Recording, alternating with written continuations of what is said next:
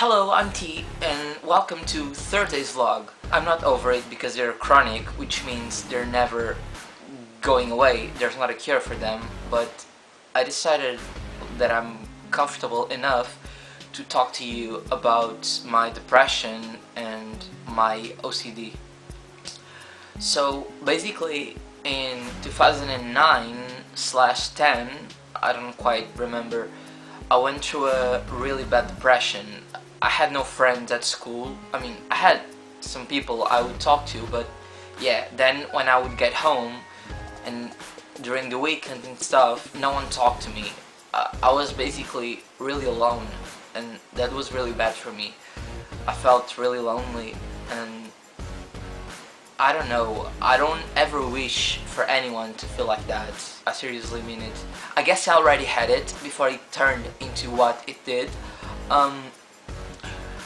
Like when I was a kid, I would like count like little dots, like little black dots, and I would like obsess over like things on the ground. I would mark a certain thing, and I wouldn't stop counting them, and I would cross a door several times until it felt right. I don't know how to explain it. It's like, unless you go through it, it's really hard to put it into words how it feels. So but basically in 2011, something triggered my washing OCD. Basically, I was in class and we were in groups doing group works, and my colleague, he was touching his genitals, and it kind of disgusted me. And so I asked him to wash his hands, but he really didn't. And so I don't know, ever since that day, that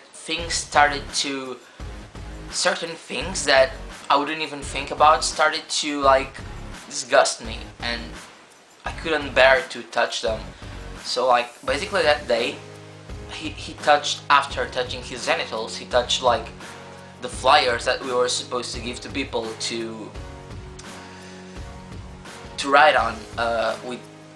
We would ask them certain questions about drugs. That was the theme of our work, and yeah, and they would like answer on the flyer. And so basically, what happened that day was that I couldn't touch the flyers. I remember of putting them inside a plastic bag inside my backpack, and then when I got home, I would like use a plastic bag as a glove in order to touch them and to count like the answers. And ever since that day, that, like I said, certain things started to disgust me. Well, I like to call them like points of disgust, because it jumps from one thing to another. At first, what really disgusted me was like genitalia related things. I couldn't bear like public restrooms, or like if I knew that someone from my family or a friend didn't wash his or her hands, it would really disgust me. I did everything to avoid them touching me with their filthy hands. Yeah, and then it evolved. Like I couldn't touch certain things if my mind told me that this was disgusting because certain person touched it. If I didn't clean it with a baby wipe or whatever, I wouldn't touch it. I really wouldn't. Or I remember that in order to get out of the house during 12th grade, I would like use like the plastic bag as a glove. And I was really bad during that year. I remember I would like, after that it evolved. I would like wash my clothing several times, even if it wasn't dirty, but if my mind said it was, I couldn't even bear to touch them. If I tried to put on a jacket that my mind said that was dirty, I couldn't bear to like, I would start shaking. And that's when I realized that I had OCD. I never like thought about it. I would always tell myself, oh, whenever I want to it will stop and I can stop it, but it wasn't like that. So a year after that, I enrolled myself in college, but I couldn't even bear to get out of home because, I don't know, it was just really worst. And so I never went to college because certain days, like some days some days I couldn't even get out of bed because like it was intertwined with my depression. It made me depressed because I knew I was sick, but I didn't want to admit it. I remember that the day that I reached out for help,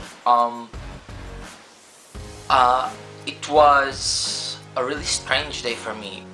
I remember I felt distant from reality, and I was like at the laundry room, and I was panicking.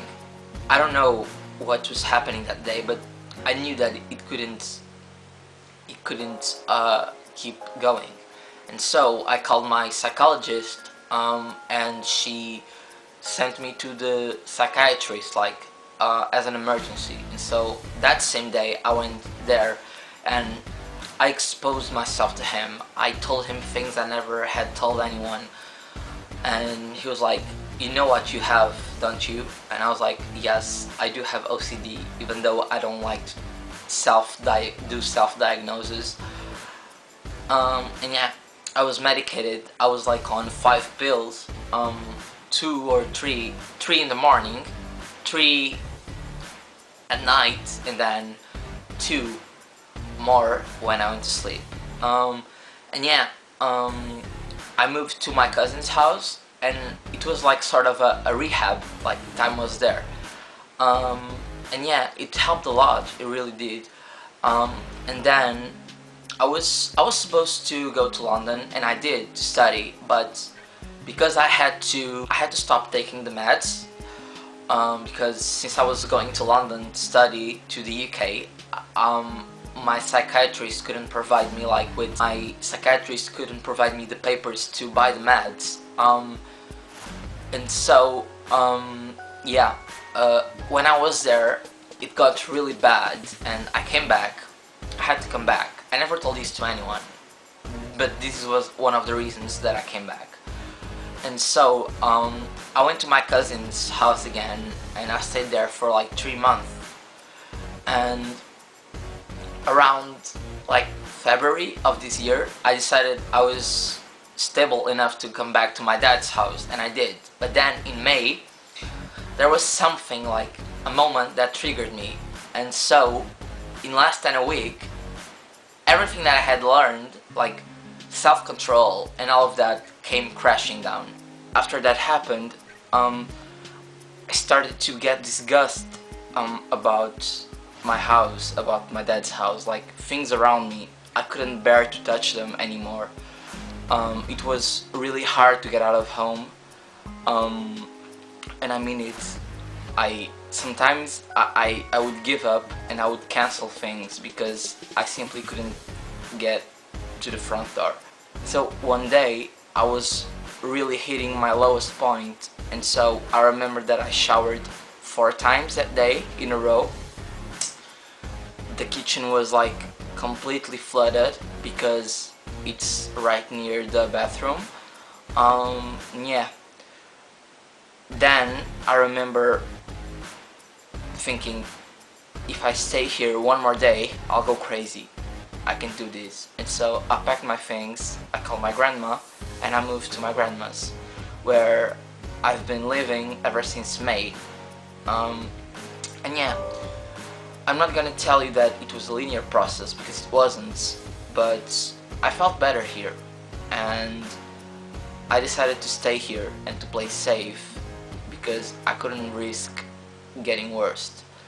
And there were many attempts to go to the psychiatrist, but I don't know, sometimes I couldn't even leave the house because the OCD was hitting me so hard that it was already mixed with self-harm. And so I think I partly unconsciously did it on purpose. But yeah, I was getting better, and thanks to someone that I met, well, I had actually met her before at the Yumi at 6 concert, but basically she saw some tweets of mine, and she knew right away what was going on because she went through the same. And yeah, I'm not gonna tell you her name, but I just wanna thank her very much for the help she gave me through this. And now I'm better, and I've already went to the psychiatrist a few months ago, and I'm actually medicated, and I'm feeling way better. I started college, I keep going to my singing lessons, and yeah. So I just wanted to tell you that if you ever feel like this, if you ever go through a mental illness and you don't know where to turn to, and you feel like the whole world is coming crashing down right on top of you, just ask for help, to your family, to your friends, to somebody you trust. Just, yeah, don't let it get to you. I mean, of course it gets to you, but don't let it bring you down as much as it did to me. Yeah, I hope you enjoyed my OCD story. Bye.